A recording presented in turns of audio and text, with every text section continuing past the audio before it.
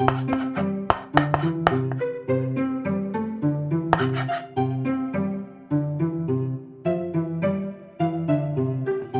you very much, and thank you very much for the invitation. It's really a pleasure and an honor to be here. I'm very sorry that my good friend and buddy in part of this adventure, Brahim, had back surgery and couldn't be with us today. He sent me an email actually a few minutes ago before I launched into this thing, just to show you how much of a family affair it is. And he said, I hope you guys are enjoying the meeting. And I told him, I'm sitting next to my friend Muhammad Skandarani. It feels like kindergarten, because he's my first friend from kindergarten, except that unlike kindergarten, the people in the audience are not crying, but hold the thought, I haven't spoken yet. So I hope that I will not disappoint. So I wanted to go over a couple of applications on essentially parameter inference, and to go a little bit a small departure from at least the space that Yusuf has addressed, but certainly not the framework. The applications that I'm going to show are somewhat low-dimensional or made low-dimensional, and we're just going from starting from a place where UQ is and Bayesian inference are supposed to shine, and show some examples. Just to start with the acknowledgement, because I always forget about the slide. This is joint work done with Ihab and GoTo, former student and research scientist at Duke, Olivier, who's in the audience, Mohammed and Carlisle at the University of Miami, and Mohammed, I think, will be talking tomorrow. And Milan and Shuyi are also formerly from Miami, but they're now at the University of Washington. And we've had support from a lot of different sources, which are listed here. The outline, I just want to say a few words about the uncertainty quantification framework, specifically about the so-called polynomial chaos, or PC for short, formalism, and how we build surrogates, which is another fancy word for emulators or response surface models, via non-intrusive spectral projection. And the reason it is non-intrusive is we're actually using in all of these examples actual general circulation models, and these things have been built over periods of years. They're certainly not codes that we would want to open or we would want to modify. And I'm talking about examples where I deal with Bayesian inference of physical parameters. Markov chain Monte Carlo is basically the tool that we're interested in, and we are also making the connection with what people do in optimization, or in a variational approach, or in Kalman filtering. At least draw a little bit on that connection, and then show you applications from two areas. One where we're trying to infer the parameters of, or the constants that appear in a wing drag parameterization. And the other one where we're trying to say something about the initial conditions that are at the birth of a hurricane. And both are real-world examples from real-world applications. One is looking at hurricane risk, and the other one is trying at taking a first baby step at making the link between UQ and assimilation. Can we say something about the initial conditions of the hurricane? And then some concluding remarks. The approach that I want to take is a spectral approach to UQ, and a probability, all sitting in a probabilistic framework. So I want to spend 1 minute on this picture. If this picture isn't clear, please stop me. And please stop me if anything is not clear, and feel free to interrupt, because this is really the beauty of the workshop and how the lecture is. Question? No? Any question? No? All right. So I have a model for the time being. I'm assuming it to be perfect. On the x-axis, I have data. The data is random, and associated with data are weights. So the whole approach is probabilistic, and this is really the simplest cartoon I can make about this setting. On the vertical axis, I'm generally reading a 3T time-dependent solution. So once I fix the data point, the data is being fixed, assuming that the model is perfect, so the surface, there is really no fuzziness about it. I can run my general circulation model, and on the vertical axis read a solution.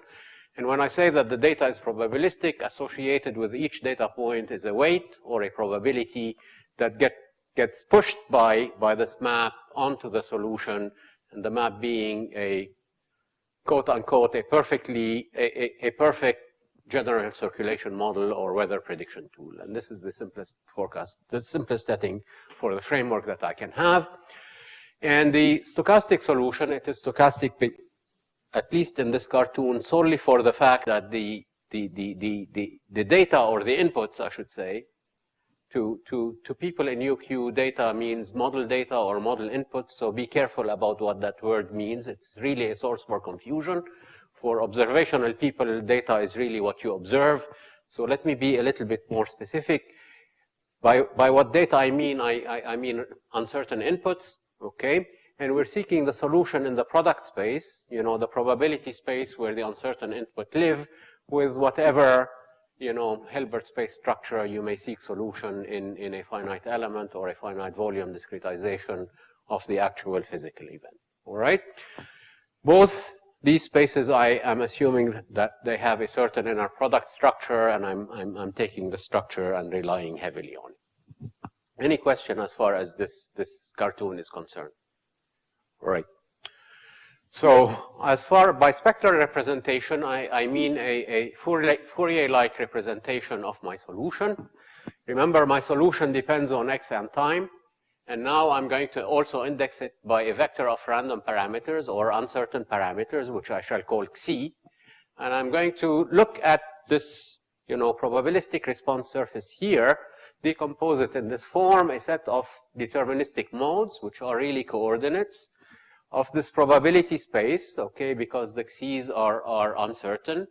And the x's is simply an orthogonal basis function in the space, which I represented here in the x-axis. All right. So this is the format that we're. Remember that if I fix xi, then I'm able to form the solution. So I find the mode because there is absolutely no uncertainty associated with it. So I'm able to sample, run my simulation models for different values of the uncertain input, whether these values are initial conditions or physical parameters. And I would like to represent the solution in this way if I can. And at least when in situations where this vector xi, which parameterizes the uncertain input, is low dimensional, okay, this is really the right thing I want to do. And in general case, I would say that this is the right thing that I want to do, because without this format, other than sampling, there is really not much that I'm able to do. Obviously, I'm able to do quite a bit with sampling, but I'd like to be able to do a little bit more. All right? Think of this as a Fourier series, and think of what we're doing with non-intrusive sampling as a discrete Fourier transform. All right? So essentially, we pick C, and we use the orthogonality of these functions in order to come up with this representation. All right? So I have these uncertain inputs, okay, I run them through a perfect model, I compute quantity of interest, and what I'm essentially using is a collocation approach to determine these modes, and I can determine them as I showed in the previous slide, either for the entire solution, U, or for quantity of interest, which I shall call Q, right? So I don't need to project the entire solution. I may be projecting only a quantity of interest. And the reason I make the distinction between the two is really a distinction because of both technicality and practicality, okay? Technically, this representation may not exist for the entire solution, but it will exist for any quantity of interest that is either practical or human enough to compute. And if it doesn't, I would say that we are looking at the wrong quantity of interest, okay? All right, let me step back a little bit and say, why do we want to do UQ and what is UQ? Okay, so by UQ, we mean the end-to-end estimation and analysis of uncertainty in both models and their parameters. Okay, this may have to do with assimilation of experimental or observational data. It has to do with model fitting and parameter estimation, which is really quite a bit of the subject today, and the model prediction. Okay, how uncertain are my predictions? So we're interested in forward propagation of parametric uncertainty to the model outputs, and then analysis, comparison, and model and selection of plausible hypotheses or plausible models. Okay. The case for UQ as to why is it that we want to do this is because we are interested in not only giving numbers, but also giving confidence in or confidence intervals in the predictions. We want to validate, okay, and compare to other models and to observations. We want to design. Okay, in many cases, we design beautiful weather stations that are measuring in the wrong place or measuring the wrong things. So we end up with a situation that I like to call so much data, so little information. Use computational predictions for decision support. Nobody will hang their neck if the airplane is designed without enough wind tunnel tests. Okay, so if I haven't tested enough scenario, how can I decide? Or if I don't really have characterized the risk that is associated with a given action, it's really hard to make the case for rational decision support. I obviously want to assimilate and construct models. I want to do coupling of multiphysics, and the list goes on. Right? Why is it that I said this functional representation is important? Well, I mean, without it, it's really hard to say much about sensitivity. I would like to know which input is causing more variations to what I've seen. Okay, and I'm not just interested in local sensitivity, so I'm interested in what is affecting my solution in the entire range of plausible conditions, not just at the point. I want to compute inverse sensitivities, or if you want, the first step in that is something of a Jacobian or an adjoint. I would like to design experiments, and without, this functional representation, I would have to start sampling the models essentially infinitely many times, which is something that is prohibitively expensive. I want to do, calibrate or do inverse problems. I want to do model selection, and without this functional representation, everything needs to be sample-based, and whereas this may be in principle possible, the number of samples that you would need to do many of these questions is simply exorbitant to be practical. All right? So in Bayesian inference, I'm applying Bayes' rule. Okay, we've seen it a number of times, and it's a little bit something tricky. So I mean, everybody has his or her own interpretation of Bayes' rule. Here is mine. Okay, so on the left side, I would like to determine a posterior. Okay, this is what I want. Okay, so this is the probability of a hypothesis given observations. All right. This is the prior. This is the little I know at the start, or the quite a bit that I know at start, but this is the information that I starting with. I believe my hypothesis to have this distribution law. And this is really the difficult thing, and it's a difficult thing because of both of a practical, and this has already been evident in Yusuf's lecture, and also conceptual. This is the so-called likelihood function. And it is read in a way that may be offending to some. It's really the probability of the data giving the hypothesis. This is when we say it quickly. Obviously, the data have no probability. The data is what the data is. If we really want to be the purist, this is the probability of observing the data using the hypothesis, okay, using the input. And there are two elements in there. There is a modeling element, which is what likelihood function that we take. For the cases that I'm treating, this is rather simple. Okay.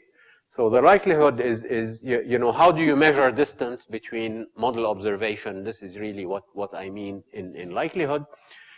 And the other one is practical. What I really need to do in order to characterize and quantify this is evaluate every possible hypothesis. I need to run through my entire scenarios, run the model prediction, measure the distance between observation, and this is really what gives me this likelihood or this probability. And again, really the beauty of having a surrogate here, okay, is I'm sampling the surrogate, which is very cheap when it's constructed, as opposed to sampling the general circulation model, which takes thousands to millions of core hours to run for every single scenario, right? The other interesting thing about the Bayesian setting is that it gives me a full posterior of the prediction, and I have a few words to say about this when the right time comes, right?